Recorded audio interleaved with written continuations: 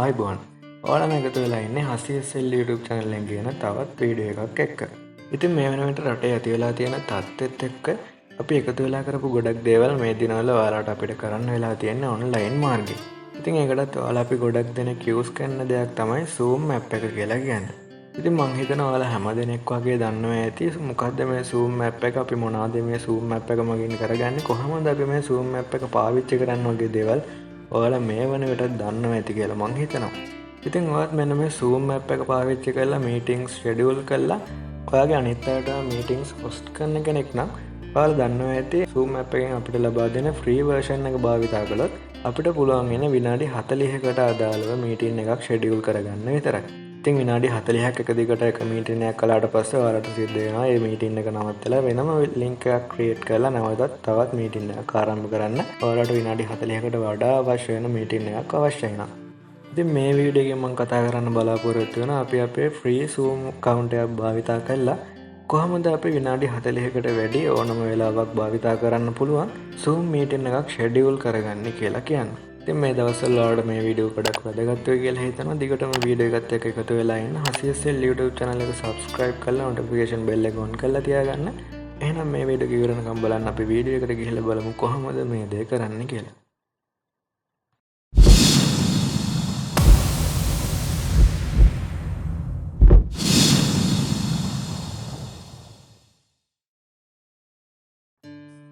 හොඳයි, ඉතින් ඔයාලා දන්නවා Zoom එකෙන් විනාඩි 40ක මීටින් එකක් තමයි අපිට ෆ්‍රී account එක පාවිච්චි කරලා ලබා ගන්න පුළුවන් ඉන්නේ. ඉතින් මම අද ලෑස්ති වෙනවා පැය දෙකකට අදාළ වෙන මීටින් එකක් ෂෙඩියුල් කරලා පෙන්නන්න ඔයාලට කොහොමද මේකද ෆ්‍රී account එකක් භාවිතා කරලා කරගන්නේ කියලා. ඉතින් ඒකට මුලින්ම ඔයාලා මේ විදිහට Zoom app එක open කරගන්න. Zoom app එක open කරගත්තට පස්සේ ඔයාලට මේ විදිහට Zoom එකේ interface එක බලා ගන්න පුළුවන්. ඉතින් ඔයාලගේ මීටින් එක ෂෙඩියුල් කරගන්න අවශ්‍ය වෙන්නේ මුලින්ම ඔයාලා යන්න ඕනේ මෙතන පේන ෂෙඩියුල් කියන කොටස තුලට. ෂෙඩියුල් කියන කොටස තුලට ගියාට පස්සේ ඔයාලට මෙන්න මේ විදිහට ඒකට අදාළ ඉන්ටර්ෆේස් එක බලා ගන්න පුළුවන්.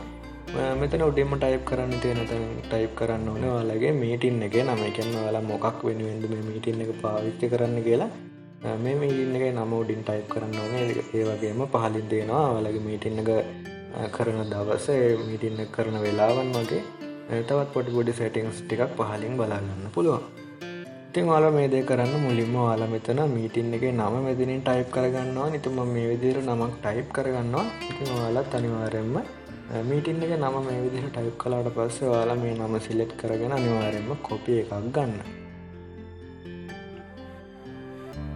හොඳයි, කොපි එක ගත්තට පස්සේ ඔයාලට පහලින් පේනවා ඩේට් එක තෝරන්න තියෙනවා. ඉතින් ඔයාලගේ මීටින් එක අවශ්‍ය වෙන දිනය මෙතන ඩේට් කියන එක තුලින් තෝරන්න. ඊට පස්සේ තියෙනවා අපි මීටින් එක ස්ටාර්ට් කරන්න ඕනේ වෙලාව. හොඳයි, ඉතින් මම මේ විදිහට අද දිනේම තියලා මීටින් එක පටන් ගන්න වෙලාව විදිහට මෙතන from කියන ටයිම් එකට මම පස්වර 3 සිලෙක්ට් කරනවා. ඊට පස්සේ මෙතන 2 කියන ටයිම් එක වෙන්න ඕනේ අපි මීටින් එක අවසන් කරන වෙලාව. ඉතින් මම කිව්වා මම පැය දෙකකට අදාළ මීටින් එකක් තමයි ෂෙඩියුල් කරන්න කියලා. මීටින් එක පැය දෙකකට ෂෙඩියුල් කළාට ඔයාලා දන්නවා විනාඩි 40ක් විතර අපිට Zoom free එකෙන් ලබා දෙන්නේ. ඉතින් මම මෙතන 2 ටයිම් එක විදිහට අපි පටන් ගත්ත වෙලාවෙ ඉඳන් පැය භාගයක් ඉස්සරහට විතරයි මෙතනින් දාගන්නේ. ඒ කියන්නේ මම 3ට පටන් ගත්තා නම් 3:30 වෙනකන් තමයි මෙතනින් ඇතුළත් කරගන්නේ. ඉතින් මේ විදිහට මම 3:30 කියන එක ඇතුළත් කරලා මෙතන set කියන බටන් එක ක්ලික් කරනවා. එතකොට ඔයාලට මේ විදිහේ මැසේජ් එකක් එනවා. ඒකත් ඔයාලා මෙතන පහලින් තියෙන okay කියන එක ක්ලික් කරලා ඒකත් ඉවත් කරගන්න. හොඳයි, ඒක ඉවත් කරගත්තට පස්සේ ඔයාලට පහලින් පේනවා ඇති මෙන්න මෙතනින් use personal meeting ID කියලා එකක්.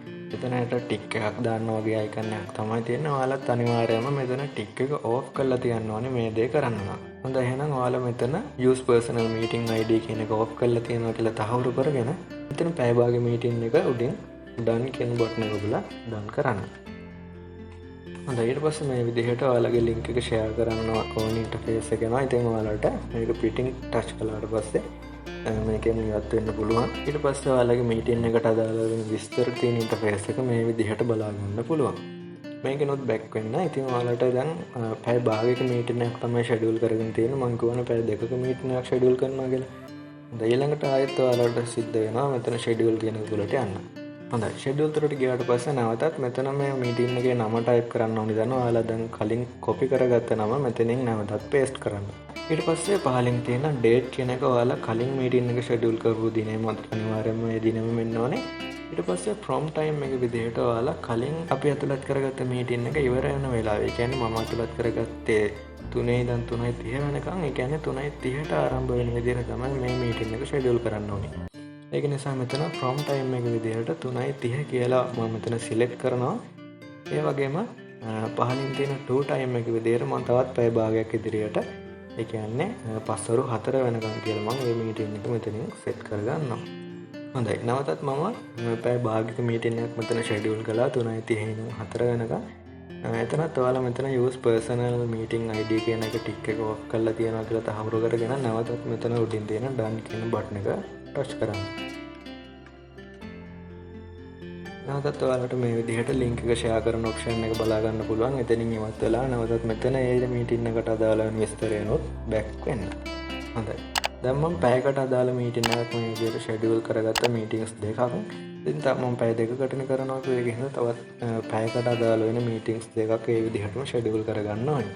ඉතින් ඒකට නැවතත් schedule තුරට ගිහිල්ලා මෙතන meeting name එක කලින් එකම paste කරගෙන දිනේ වගේම time එක අපි කලින් ඇතුළත් කරගත්ත meeting එකේ අවසන් වෙන වෙලාව සහ ඉදිරියට තව පැය භාගයක් ඇතුළත් වෙන විදිහට තවත් meetings දෙකක් මේ විදිහට ඔයාලා ඇතුළත් කරගන්න.